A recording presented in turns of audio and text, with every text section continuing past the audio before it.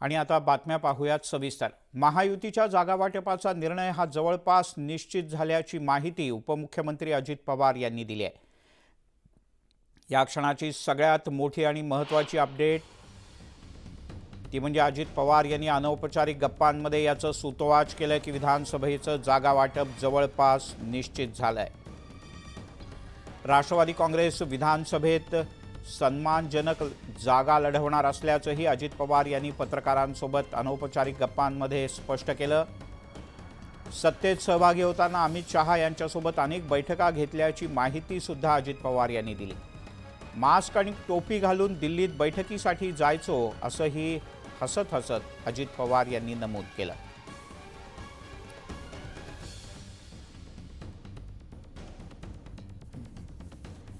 त्यामुळे महायुतीचा फॉर्म्युला जवळपास निश्चित झाल्याचं कळतं आणि म्हणूनच कदाचित अजित पवार हे प्रामुख्याने हे जागा वाटप काय आहे या दृष्टीनेच कामाला लागलेत।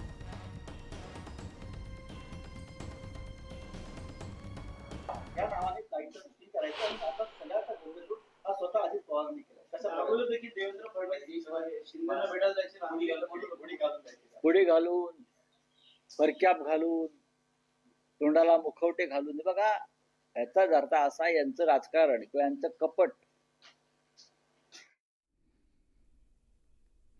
सुरू होतं हे तुम्हाला आता हळूहळू हळूहळू स्पष्ट होत आहे। महाराष्ट्राला रंगमंच किंवा नाटकाची फार मोठी परंपरा आहे। महाराष्ट्राच्या रंगमंचानं अनेक मोठे मोठे कलाकार दिले, अगदी बालगंधर्वांपासून डॉक्टर श्रीराम लागूंपर्यंत नाना पाटेकरांपर्यंत अलीकडे प्रशांत दामलेंचा आपण पाहतो। अनेक मोठे मोठे कलाकार दिले, अनेक परंपरा आहे नाट्यसृष्टीची महाराष्ट्रात। त्या नाट्यसृष्टीनं अजित पवार, देवेंद्र फडणवीस, एकनाथ शिंदे यांच्याकडे दुर्लक्ष केलेलं दिसत आहे। यांना सुद्धा यापुढे रंगमंचावर त्यांच्या नाटकात सहभागी करून घेतला पाहिजे, कारण इतक्या उत्तम पद्धतीने ते मेकअप करतात, इतक्या उत्तम पद्धतीने आपले चेहरे बदलतात, इतक्या उत्तम पद्धतीनं फिरत्या रंगमंचावर काम करतात राजकारणातल्या।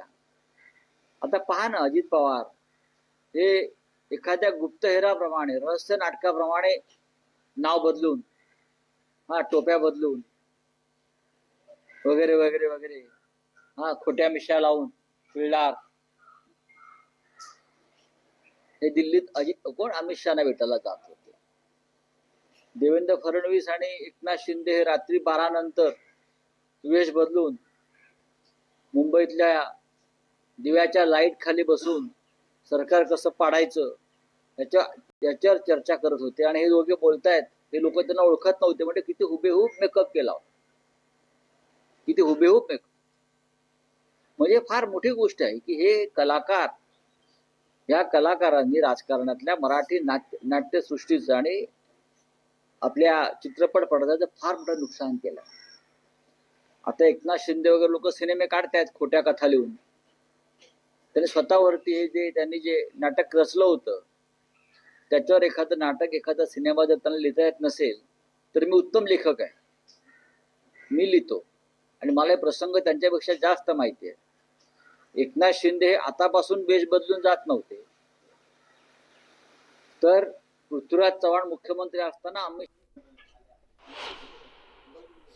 आणि याबद्दल आपण अधिक जाणून घेऊयात। उमेश पाटील आपल्यासोबत जोडले गेले आहेत, अजितदादा राष्ट्रवादीचे प्रवक्ते। पाटीलजी, तुमची काय प्रतिक्रिया आहे याच्यावर? तुम्हालाही याची कल्पना आहे का? अनौपचारिक गप्पांमध्ये अजितदादांनी म्हटलं जागा वाटपाचा फॉर्म्युला निश्चित झालाय।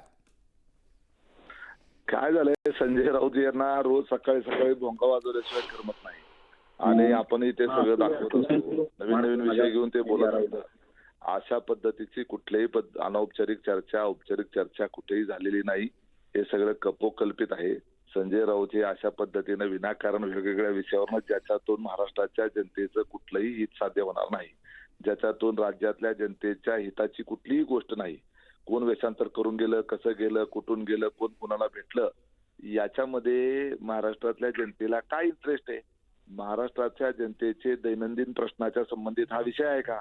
मग याच विषयावर, अशा पद्धतीच्या विषयावर हे रोज प्रेस कॉन्फरन्स घेऊन बोलतात. कधी औरंगजेब, औरंग्या, काय त्यांच्या विषयाचा सर्वसामान्य लोकांच्या जगण्या मरण्याशी काय संबंध आहे हो? राज्य सरकारने जे काही आता आम्ही योजना जाहीर केल्या, लाडकी बहीण असेल, 3 सिलेंडर मोफत असेल, मोफत वीज असेल, उच्च शिक्षण मोफत असेल, जे काही त्याच्या संदर्भात जर काही त्रुटी असेल, त्याच्या संदर्भात काही योजना अंमलबजावणी करताना काही अडचणी येत असतील, तर त्याच्या संदर्भात संजय राऊतांनी प्रेस घ्यावी ना. हे काय चाललंय त्यांचं? काय संबंध आहे? ह्यात काय महाराष्ट्राचं लोकांचं हित त्याच्यामध्ये आहे? त्यामुळं या अशा गोष्टीमध्ये चर्चा करण्यात आम्हाला इंटरेस्ट नाही. त्याच्यामध्ये आम्ही त्यांना उत्तरं देण्यामध्ये वेळही घालवणार नाही. सरकार जे आहे ते लोकांच्या भल्याकरता, हिताकरता पूर्ण वेळ काम करते. अजितदादा असतील, तटकरे साहेब असतील, ठीक आहे. यांना अशा अनौपचारिक गप्पा मारत बसायला वेळ पण नाही. दादा सकाळी आपल्याला माहिती आहे 6 वाजल्यापासून रात्री 11-12 वाजेपर्यंत उमेशजी, सातत्यानं काम पण करतात. अनौपचारिक गप्पांमध्ये यातल्या काही गोष्टींचं सुतवाच अजित पवार यांनी केलं, एवढी मात्र गोष्ट खरं आहे. तूर्तास धन्यवाद या सगळ्या माहितीबद्दल. आणि आता थेट जाऊयात विधान परिषदेत.